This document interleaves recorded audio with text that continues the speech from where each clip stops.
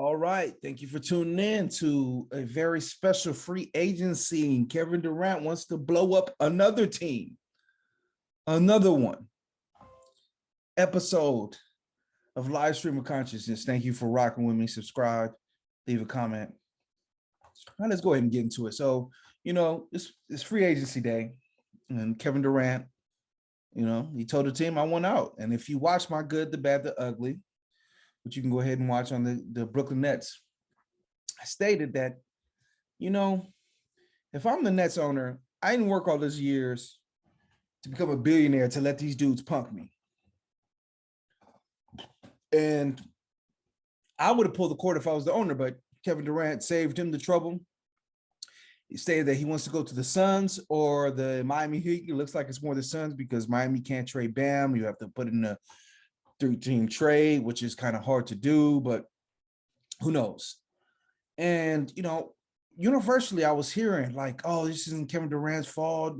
I commend Kevin Durant. Kendrick Perkins said, I'm proud of Kevin Durant. Stephen A. Smith said, this is not Durant's fault. He showed up to play. He's blah, blah, blah, la, la, la, this, that, and the third. And me, I'm befuddled. I'm befuddled watching this. I'm confused. I'm befuddled. Because how is this not KD's fault? How is this not KD's fault? So let's go ahead and just quickly go through things chronologically because there's so much to cover. So let's start it from the beginning. KD leaves the Warriors. He's a free agent. This is a stated fact. Kawhi Leonard hit him up on his line and said, listen, KD, come play with me on the Clippers. This is a fact. Go look it up. It's a proven fact. KD said, nah, I want to play with Kyrie. The story comes out. KD's like, yeah, I want to play with Kyrie. Kyrie isn't as bad as you guys try to make him seem, because remember, he blew up Cleveland, he blew up Boston.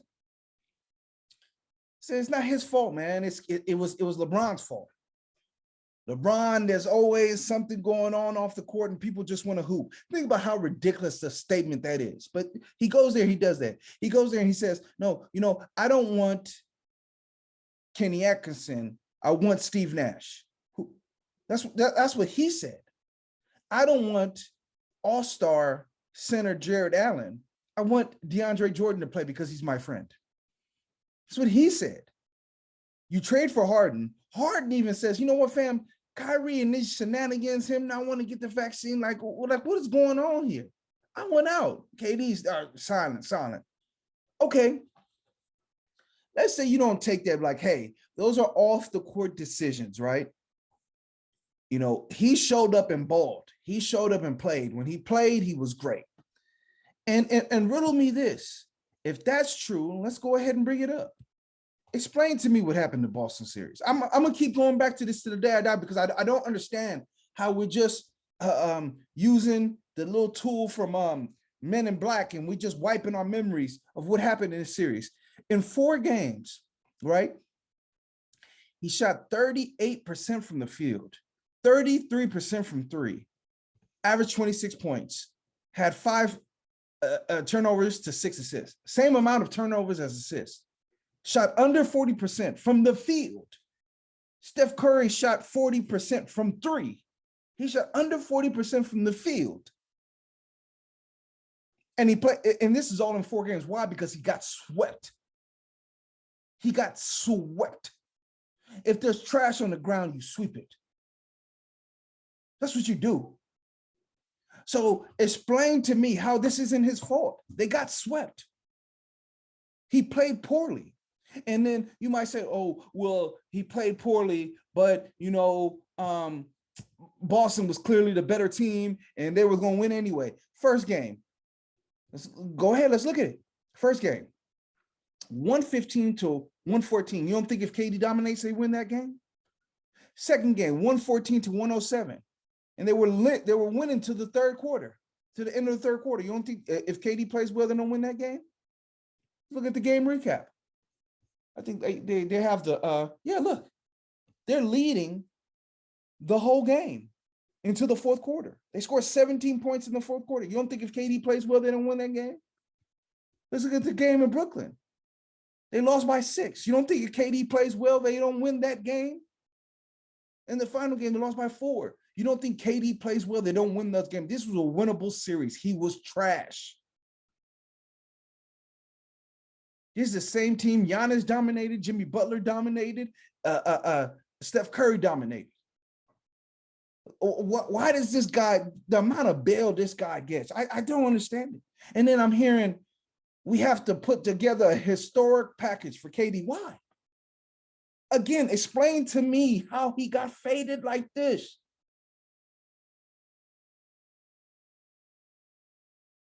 So, I mean, if you want to bet Kyrie, you can blame Kyrie. But Kyrie is Kyrie. He's a space cadet. He's an astronaut. He's been an astronaut since he was on the Cavs. He does crazy stuff. That's who he is. He is not, we might not think it's normal. He thinks it's normal. He thinks it's fine. Story came out that he was going to ask for a trade the week after they won the finals. He doesn't operate normally. He's not of this earth. So, but here's the thing though. If you have a person who is certifiably insane, right? Who is an insane person, who's a crazy person, who's a absolute loon, and you have a normal person, and that normal person decides to get in a relationship with the crazy person, who's the dumb one? The crazy person is crazy. That's what they are. They don't know any better. You're supposed to be the normal, sane person. You don't think the earth is flat, right? The earth, listen, let me, for I'm guessing this majority of people that watch this are males. If you believe that the earth is not flat, and then you start dating a girl who believes the earth is flat, I'm just going to tell you, don't get in a serious relationship with her. Don't marry her. She might look good, but it's not going to work out. It's going to end up disastrously. You will be in shambles, like the Nets are in shambles. And none of this is KD's fault. Okay, all right. I'm not a KD hater. That's what someone told me today. You're a KD hater. You always want to blame him. All right, okay, all right. All right, man. I just don't know. Some people are just bulletproof, man. They're just Teflon. KD is a Teflon doll, man. There's nothing you can say that he can do. He can come and leave the Warriors and turn down Kawhi and team up with Kyrie, and it's nothing. It's nothing his fault. Play trash versus the Celtics. Now it's not his fault. All right. Okay.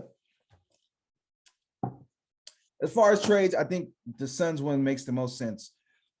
You can get the biggest package of players from the Suns. Let me pull them up.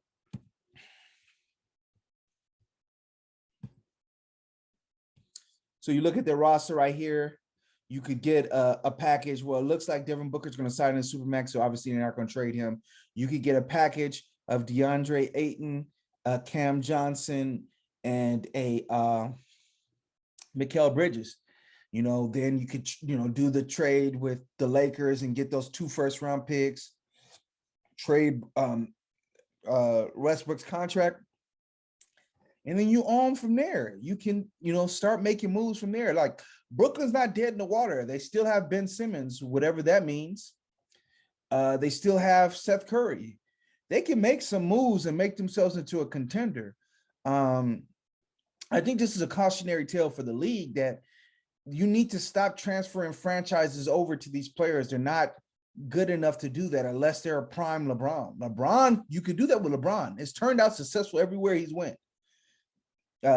Miami, they won a title. Cleveland, they won a title. Lakers, they won a title. This Nets thing is going to end with a conference semifinals game 7 being the pivotal, apotheosis moment of the team. That's a damn shame. Once again, we have to ask questions of this Kevin Durant character. Like, why would but okay.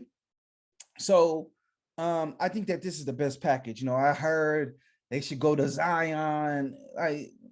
He's 33 years old, coming off an Achilles injury. Like, why would you mortgage your future? Zion said he wants to sign that contract. It looks like the Knicks have put themselves in a precarious situation when the Knicks, because they signed Brunson, and then they They signed Harvin, which I love, and I'm going to talk about the free agency here in a second. Looks like they're rolling with their roster, so it doesn't look like a Zion trade is coming down the pike, but you never know. But if I'm a team, I'm not trading my young guys like that. And then you also have to deal with, is KD going to be happy in New Orleans? I think he wants to go to Miami or the Suns, and I think they're going to be really forceful saying, no, this is where I want to go. So, I mean, it just makes the West, a bigger bloodbath. It looks like Kyrie, the team that's offered the most assets for Kyrie, has been the Lakers. I don't think they've offered the Nets never entertained it, so we'll see if they can get it done with one first-round pick. Then they're cooking with gas. So we'll see about that.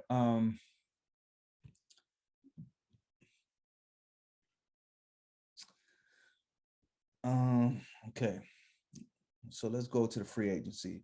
So Bradley Beal, he signed with the Wizards, 5 years, $251 million. He got his coinage. Not every player wins the title. I don't believe that your career was a failure if you don't win the title. You go look at the top 75 NBA lists. A lot of players on that list did not win titles, and they're part of a collective of the greatest players that ever play this game. That being said, Bradley Beal oftentimes has had a piss poor attitude on the bench, looking upset and befuddled by his team's poor performance. I don't want to. Okay, throw that shit out the window, because you resigned. Now you resigned. So if you are unhappy, you had a chance to control your agency and you took the bag, which I respect. But you can't take the bag and complain. It's like when a police officer pulls you over. Give me the ticket or give me the lecture. Don't give me both. Give me the ticket or the lecture, but don't give me both. You took the bag. So I don't want to hear you take the bag and then complain about how bad the team is and be in your chair like this, watching the game and shit. Like that shit's out.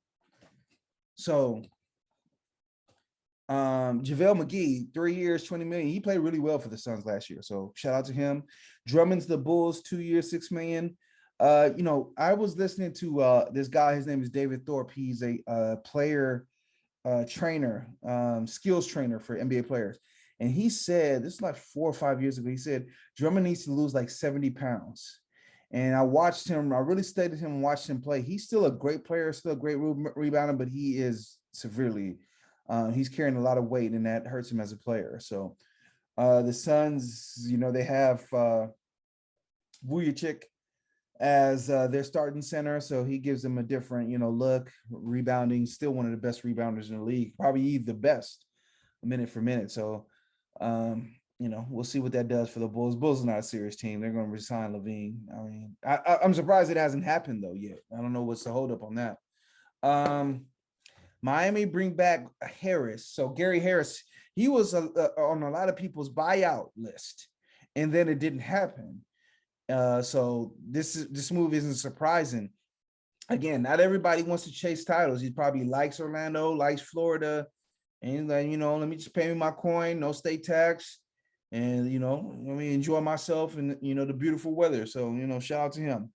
I thought he could help teams. I thought that Denver series that they beat the Clippers in the bubble. Shout out to my man Michael Walker Jr. That Denver series where they beat the Clippers in the bubble when the Clippers were up 3-1. That Denver series where they beat the Clippers when the Clippers were up 3-1 in the bubble. Gary Harris was tremendous defending Paul George. So, and I think he's a big time player. He's a player that can make plays and defend at least on the big time level. His shooting has kind of fallen off a cliff, but good deal for him. Anderson, slow-mo to the Wolves. The Wolves have a period here where they can spend some serious coin before Ant Edwards is eligible for extension, before Cat is eligible for a Supermax. So, they're spending money on Anderson. That's a good one. I do think that they're players short. A lot of people said that they probably should have been in the DeJounte Murray sweepstakes, but, they weren't interested in it, which is, I don't know. It looks like Ant Edwards is going to be good enough to be a primary ball handler. So, is it best to waste our assets on someone who is a primary ball handler as well? I've heard them as a Gobert team. His contract is just it's obscene. It's an abomination to God and man. So I don't know what they'll do, but I do like this move. He's an underrated player. It felt like at times they were searching for that extra player in the playoff series for closing lineups. They were struggling finding a play. So getting a guy like this, I think he's definitely someone that can play in those closing lineups in the playoff series. Simon, 4 years, 100 million. Shout out to him. I had heard about this kid in 2018. Simons, he's this and that, and he just never happened, he never blossomed. But then CJ got hurt and Dame got hurt, and he really was able to show his worth. We'll talk about this in the good, the bad, the Blazers, but if Durant goes to the Suns and Kyrie goes to the Lakers, the jig is up. Portland, there's no way you can squint your eyes. There's no way even I can see. I can't see. I barely can see what's in front of me right now, but I can see that Portland's not going to win nothing. I can't see what's in front of me right now, but I can see that Portland's not going to win nothing. So how don't they see it?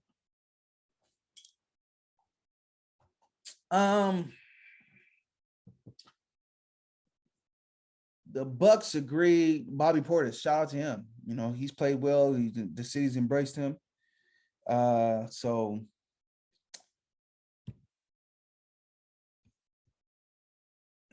that's been good. DeLon Wright to the Wizards. I like that. That's a solid move. I mean, they're not beating anybody, but I mean, I still probably start Monte Morris over him. Whether it's PJ Tucker, 3-year deal for $33 million. He's going to be getting paid $11 million when he's 40 years old. Shout out to him. Joel Embiid said he wanted guys like him, physical guys, tough guys that battle and compete in.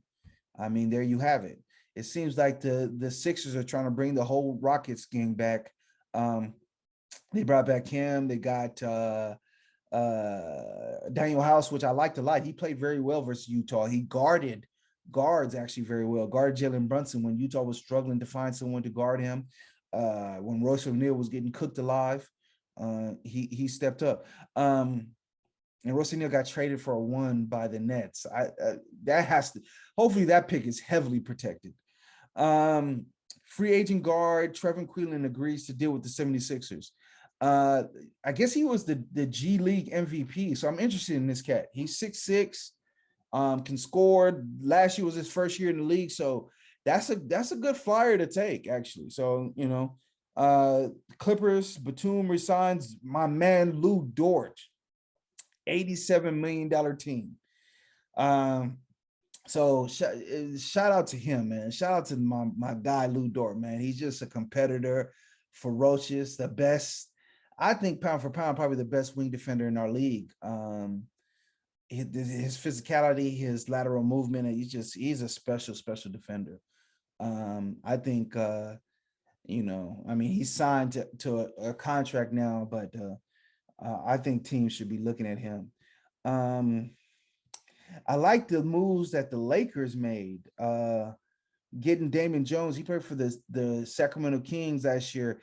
They added a lot of youth, guys that can run and jump. The team was just so old and so decrepit last season. Melo, Dwight Howard, Kent Bazemore, Avery Bradley, like these guys, like in 2016, they was on. That Laker team would have been on, but come on. So, they just signed a lot of guys, youth. They signed this young boy. They signed Lonnie Walker the 5th, and I think that kid's a stud. He's only 23. He defend 12 points a game last season.